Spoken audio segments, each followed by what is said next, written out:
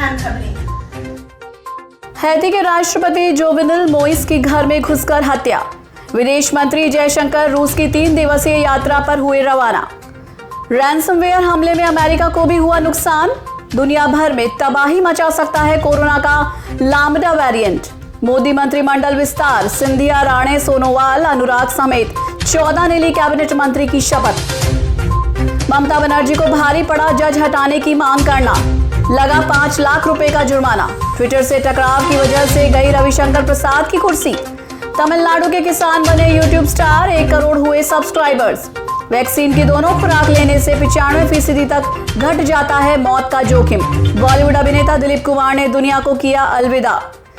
अपराधियों ने कैरेबियाई देश हैती के राष्ट्रपति जोवेनल मोइस की घर में घुसकर हत्या कर दी। राष्ट्रपति की हत्या किए जाने की पुष्टि यहां के अंतरिम प्रधानमंत्री क्लाउडी जोसेफ ने की है। बताया जा रहा है कि घर में घुसे बदमाशों ने राष्ट्रपति जोवेनल मोइस की गोली मारकर हत्या की। राष्ट्रपति आवास की तरफ से जघन्य हत्याकांड के बारे में बयान जारी कर बताया गया कि हमला बुधवार की सुबह करीब 1 बजे किया गया। इस हमले में प्रथम महिला भी घायल हो गई हैं।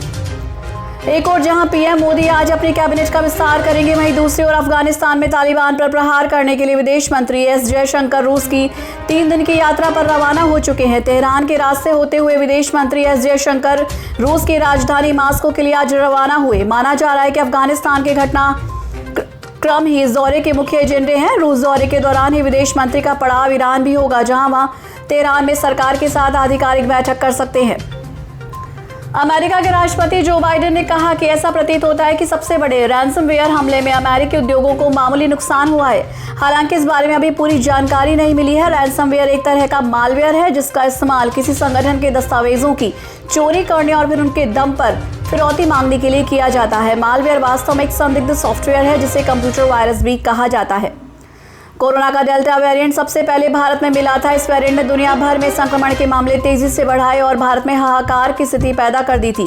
हालांकि अब कोरोना के डेल्टा वेरिएंट से भी ज्यादा घातक साबित हो रहा है इसका लैम्बडा वेरिएंट। मलेशिया के स्वास्थ्य मंत्रालय ने इस बात की जानकारी दी है। यह वेरिएंट बीते 4 हफ्तों के अंदर 30 से ज्यादा देशों में पाया गया है। मलेशियाई स्वास्थ्य मंत्रालय ने सोमवार को ट्वीट कर इस बारे में जानकारी दी। ट्वीट के मुताबिक लैम्बडा स्ट्रेन सबसे पहले पेरू में मिला था। पेरू दुनिया का सबसे ज्यादा मृत्यु दर वाला देश है। नरेंद्र मोदी कैबिनेट में बड़ा विस्तार और फेरबदल हुआ है। अब तक 53 कैबिनेट और राज्य मंत्रियों वाली पीएम नरेंद्र मोदी की टीम अब बढ़कर 77 मंत्रियों वाली हो गई है। बुधवार शाम को 6 बजे राष्ट्रपति भवन में हुए समारोह में 43 नेताओं ने शपथ ली। इनमें से 15 नेताओं ने कैबिनेट मंत्री की शपथ ली है। इसके अलावा 28 राज्य मंत्री बनाए गए हैं। इससे पहले डॉक्टर हर्षवर्धन, रविशंकर प्रसाद, प्रकाश जावड़ेकर समेत 12 नेताओं को कैबिनेट से हटा दिया गया। नारायण राणे, ज्योतिरादित्य सिंधिया, वीरेंद्र सिंह, सर्बानंद सोनोवाल, किरेन रिजिजू, भूपेंद्र यादव, मनसुख मांडविया, पुरुषोत्तम रूपाला और हरदीप पुरी समेत 15 नेताओं ने कैबिनेट मंत्री की शपथ ली। पीएम नरेंद्र मोदी की इस नई टीम में क्षेत्रीय और सामाजिक दोनों संतुलनों को साधने का प्रयास किया गया है। एक तरफ पहली बार पूर्वोत्तर में 4 मंत्री बनाए गए हैं, तो वहीं चुनावी राज्य यूपी से 7 नए मंत्रियों को शामिल किया गया है। इसके अलावा गुजरात से 5 और बंगाल से 4 लोगों को शामिल किया गया है।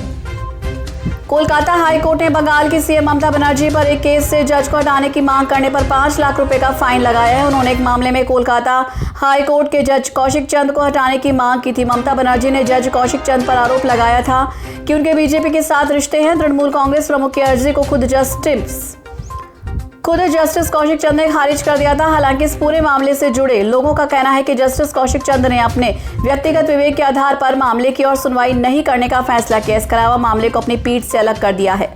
सूचना प्रौद्योगिकी, कानून और टेलीकॉम जैसे अहम मंत्रालयों को संभालते आ रहे रविशंकर प्रसाद की कुर्सी छिन गई है।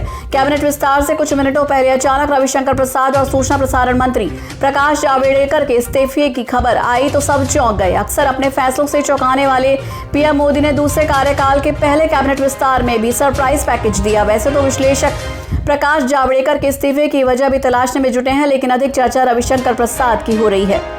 एलारम वंगा, हमेशा आपका स्वागत है। विलेज कुकिंग चैनल की ये लाइन पिछले 3 सालों में पूरी दुनिया में काफी लोकप्रिय हुई है। तमिलनाडु के किसानों का एक यूट्यूब चैनल जिसका छोटा सा सफर अब 1 करोड़ सब्सक्राइबर्स तक पहुंच गया है। यूट्यूब स्टार बने इन किसानों ने 1 करोड़ सब्सक्राइबर्स वाला तमिलनाडु का पहला चैनल बनकर इतिहास रच दिया है। पुदुकोट्टई जिले के एक छोटे से गांव चिन्ना वीरमंगलम के यूट्यूबर्स ने अपने पारंपरिक खाना पकाने के वीडियोस से पिछले कुछ सालों में इंटरनेशनल लेवल पर लोकप्रियता मिली है। इतना ही नहीं, चुनाव प्रचार के दौरान कांग्रेस नेता राहुल गांधी भी उनसे मिलने गए थे, जिसके बाद उनकी लोकप्रियता और बढ़ गई। Indian council of medical research ने अपने ताजा अध्ययन में पाया कि वैक्सीन की 2 खुराकें कोरोना से होने वाली मौतों को 95% तक कम करती है, तो वहीं सिंगल डोज लेने वालों में मौत का जोखिम 82% तक घट जाता है। यह अध्ययन Indian journal of medical research में छपा है। अध्ययन तमिलनाडु पुलिस विभाग में काम करने वाले उन्हें 1,17,524 कर्मियों पर किया गया है, जो वैक्सीन की 1 या दोनों डोज ले चुके हों। शोधकर्ताओं ने अपने अध्ययन में बताया कि हमारे अध्ययन में संकेत मिलते हैं कि भले ही वैक्सीन की 1 ही खुराक क्यों न ली गई हो, उससे कोरोना मौतों में कमी आती है। कोरोना से होने वाली मौतों को कम करने और भविष्य में इसकी लहरों से बचने के लिए जल्द ही बड़ी आबादी का टीकाकरण करना जरूरी है। बॉलीवुड अभिनेता दिलीप कुमार ने बुधवार को इस दुनिया को अलविदा कह दिया। दिलीप के निधन पर फैंस के साथ ही 7 सितारों ने भी दिवंगत अभिनेता को याद किया। ऐसे में दिग्गज अभिनेत्री मुमताज ने उन्हें याद किया और साथ ही साथ सायरा बानो का भी जिक्र किया है।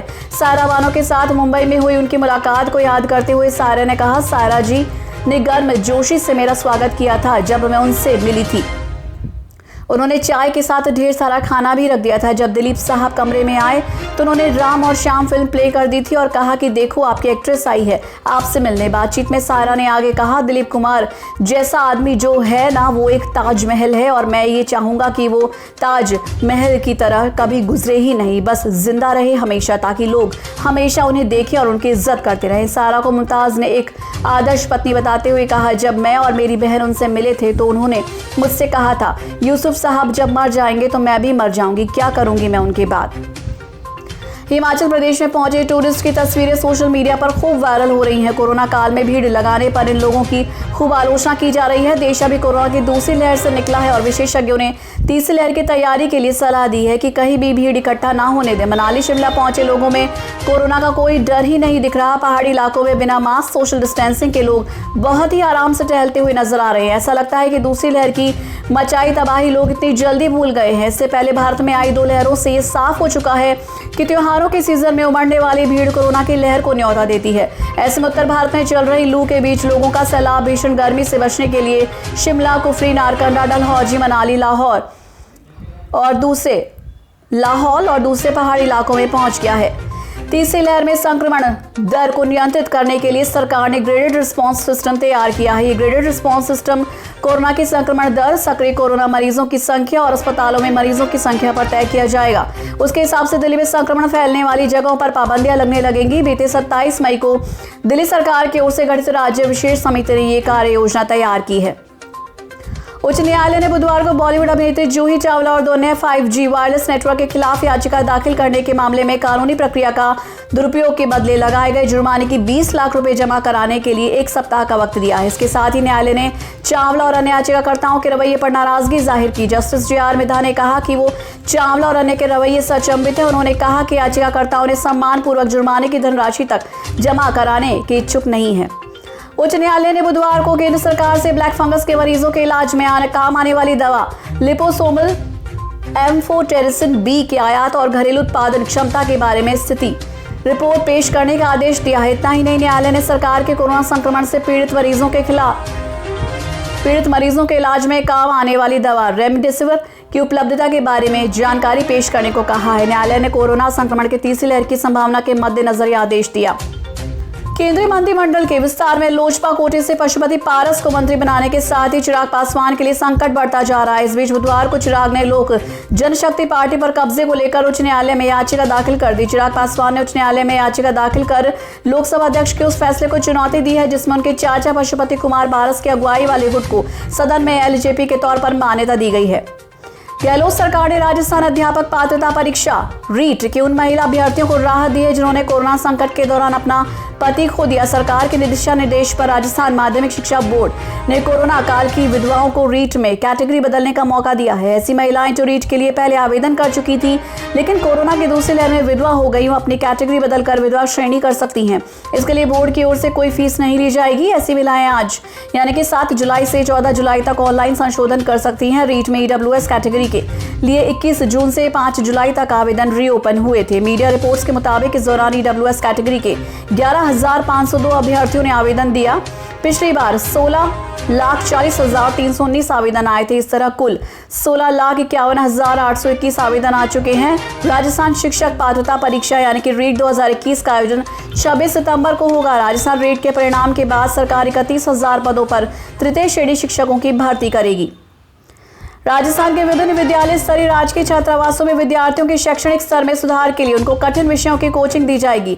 विषयों के विशेषज्ञ और अनुभवी गेस्ट फैकल्टी उन्हें पढ़ाने के लिए आएगी। मुख्यमंत्री अशोक गहलोत ने इसके लिए विद्या संबल योजना के तहत गणित, विज्ञान और अंग्रेजी विषयों के विशेषज्ञ व्यक्तियों की सेवाएं लेने के लिए प्रस्ताव का अनुमोदन किया है। उल्लेखनीय है कि सामाजिक न्याय और अधिकारिता विभाग द्वारा प्रदेश में 677 विद्यालय स्तरीय छात्रावास संचालित हैं, जिनमें 31,667 छात्र छात्राएं अध्ययनरत हैं। इन छात्रावासों में अध्ययनरत अधिकांश विद्यार्थी ग्रामीण परिवेश के होने के कारण गणित, विज्ञान और अंग्रेजी विषयों में कमजोर होते हैं।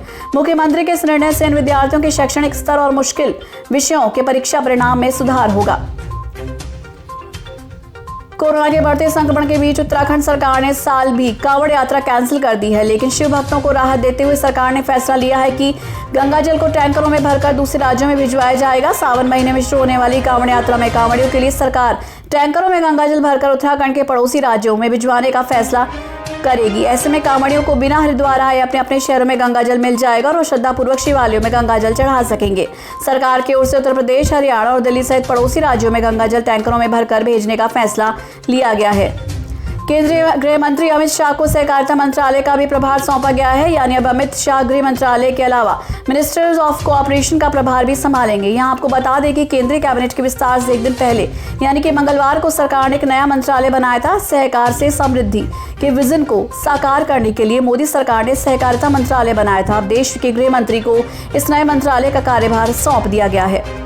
कोरोना केयर फंड योजना के तहत सभी को 400 रुपए मिलेंगे। ऐसा एक मैसेज इन दिनों व्हाट्सएप पर खूब वायरल हो रहा है। इस व्हाट्सएप मैसेज में दावा किया जा रहा है कि भारत सरकार कोरोना केयर फंड योजना के तहत सभी को 4,000 रुपए की सहायता राशि प्रदान कर रही है। अगर आपके पास भी कोई इस तरह का मैसेज आया है तो उसके झांसे में ना आए, ये दावा पूरी तरह से फर्जी है। भारत सरकार द्वारा ऐसी कोई योजना नहीं चलाई जा रही है। ये बात पीआईबी फैक्ट चेक में साबित हो चुकी है। बता दें, पीआईबी भारत सरकार की नीतियों, कार्यक्रम, पहल और उपलब्धियों के बारे में समाचार पत्रों और इलेक्ट्रॉनिक मीडिया को सूचना देने वाली प्रमुख एजेंसी है। पीआईबी ने इस दावे को लेकर लोगों को आगाह करते हुए कुछ इस तरह से ट्वीट किया है कि सरकार से जुड़ी कोई खबर सच है या फर्जी जानने के लिए पीआईबी फैक्ट चेक की मदद ली जा सकती है। कोई भी व्यक्ति पीआईबी फैक्ट चेक को संदेहात्मक खबर का स्क्रीनशॉट, ट्वीट, फेसबुक पोस्ट या यूआरएल व्हाट्सएप नंबर 918799711259 पर भेज सकता है या फिर pibfactcheck@gmail.com पर मेल कर सकता है। देश और दुनिया की तमाम खबरों के लिए बने रहिए शुभ 24 के साथ। धन्यवाद।